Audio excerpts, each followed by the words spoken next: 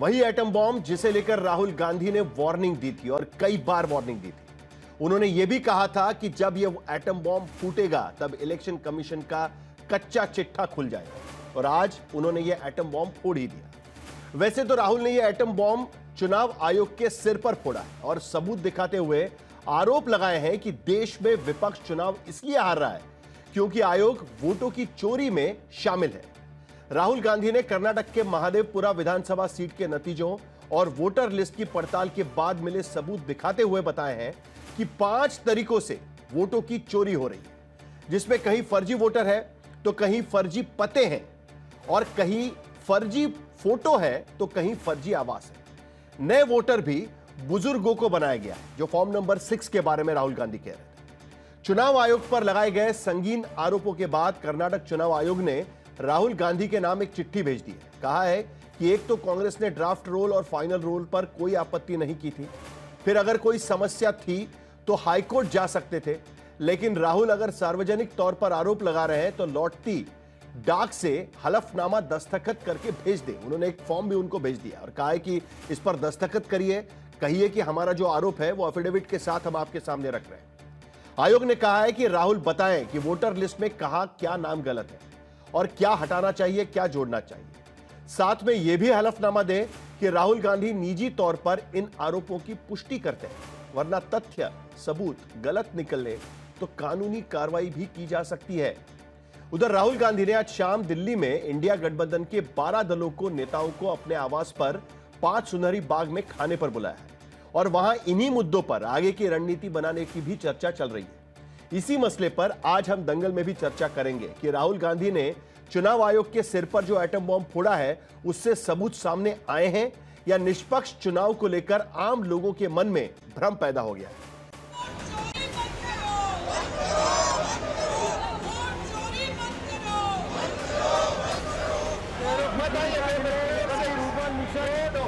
महीनों बरसों तक चुनावी हार की वजह तलाशने सड़क से संसद तक, संसद से चुनाव आयोग तक प्रदर्शन करने के बाद अब राहुल गांधी ने चुनाव आयोग पर वोटों की चोरी का बड़ा आरोप लगाया है। राहुल गांधी ने 7 फीट ऊंचे दस्तावेजों के ढेर की पड़ताल कराई। महीनों की मेहनत के बाद पता चला कि चुनावों में 5 तरीकों से वोट की चोरी हो रही है। इसमें एक तो फर्जी वोटर हैं, दूसरे वोटर्स के गलत एड्रेस हैं, तीसरा एक पते पर दर्जनों वोटर हैं, चौथा बिना मकान के वोटर हैं, पांचवा बिना पहचान के भी वोटर हैं। इलेक्शन कमीशन देश में पूरे एविडेंस को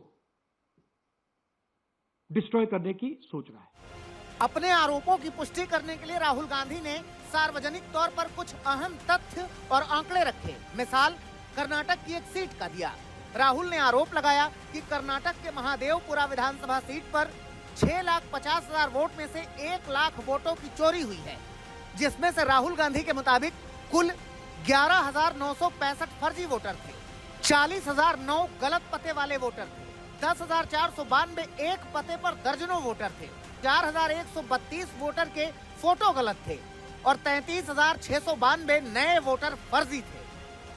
हमें इलेक्शन कमीशन ये डेटा इसलिए नहीं दे रहा है क्योंकि अगर हमने जो यहां महादेवपुरा में किया, अगर हम इसे बाकी लोकसभाओं में करा देंगे तो देश की डेमोक्रेसी की लोकतंत्र की सच्चाई बाहर आएगी। इन तमाम सबूतों और आंकड़ों के हवाले से राहुल गांधी ने दिखाया कि कर्नाटक की वोटर लिस्ट में तमाम तरह की गड़बड़ियां हैं और इन्हीं गड़बड़ियों के साथ लोकसभा के चुनाव भी हुए हैं और विधानसभा चुनाव भी। लेकिन राहुल आरोप और संगीन लगाते हैं। चुनावों में आयोग की तरफ से धांधली के आरोपों को लेकर राहुल सवाल उठाते हैं। आखिर ईवीएम से चुनाव के बावजूद चुनाव अलग अलग तारीखों को क्यों होते हैं, जबकि बैलेट पेपर से चुनाव एक दिन में ही हो जाया करते थे। सर्वे, एग्जिट पोल, ओपिनियन पोल से अलग अलग चुनाव के नतीजे क्यों आते हैं। हर संदिग्ध चुनाव में शाम 5 बजे के बाद वोटर टर्नआउट आखिर कैसे बढ़ जाता है। महाराष्ट्र में 5 महीने में 40 लाख वोटर कैसे बढ़ गए थे और चुनाव आयोग वोटर्स का डिजिटल डेटा राजनीतिक दलों को क्यों नहीं देता। राहुल गांधी ने सरेआम आरोप लगाकर जब वोटर लिस्ट में गड़बड़ी और धांधली का सारा ठीकरा चुनाव आयोग पर फोड़ा तो कर्नाटक चुनाव आयोग की ओर से एक चिट्ठी राहुल गांधी के नाम आ गई। 2 पन्नों की चिट्ठी में आयोग ने पहले पन्ने में लिखा है कि 8 अगस्त को तो कांग्रेस नेताओं की आयोग से मुलाकात होनी ही थी, लेकिन उससे पहले जो आरोप लगाए गए हैं उसके बारे में कहना है कि कर्नाटक का ड्राफ्ट रोल और फाइनल रोल कांग्रेस पार्टी को दिया गया था, लेकिन कांग्रेस पार्टी ने कोई आपत्ति दर्ज नहीं कराई थी।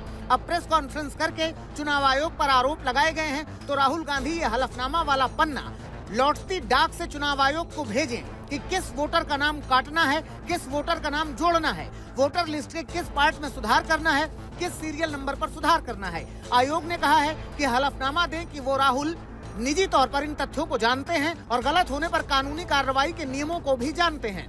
हालांकि राहुल गांधी इस चिट्ठी का जवाब देते हैं कि नहीं, ये देखने वाली बात होगी, लेकिन उससे पहले उन्होंने आयोग के अधिकारियों कर्मचारियों को धमकी जरूर दी है। There are going to be consequences for every single polling officer who's doing this. Doesn't matter how senior you are, how junior you are.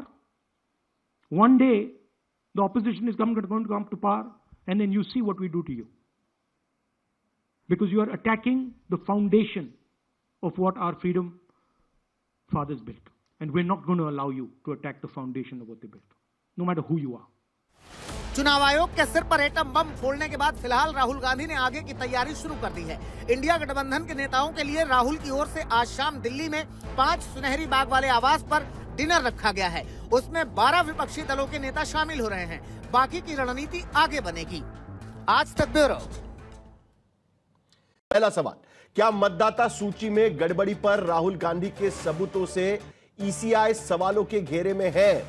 क्योंकि इस बार बाकायदा प्रेजेंटेशन करके, नंबर्स दिखा के और स्पेसिफिक उदाहरण देते हुए राहुल गांधी ने चुनाव आयोग पर यह सवाल उठाए हुए हैं। दूसरा सवाल, क्या वोटर लिस्ट में गड़बड़ी के हवाले से चुनाव नतीजों में धांधली के आरोप वाजिब है? क्योंकि इससे पहले ईवीएम पर आरोप लगाए जा रहे थे, अब वोटर लिस्ट को लेकर राहुल गांधी और कांग्रेस पार्टी एग्रेसिव है। उनका यह कहना है कि वोटर लिस्ट में कहीं ना कहीं गड़बड़ियां हो रही है, तो क्या इसके वजह से यह धांधलियां हो रही है? और तीसरा अहम सवाल, क्या चुनाव आयोग पर राहुल गांधी के आरोप संवैधानिक संस्था और लोकतंत्र पर हमला है?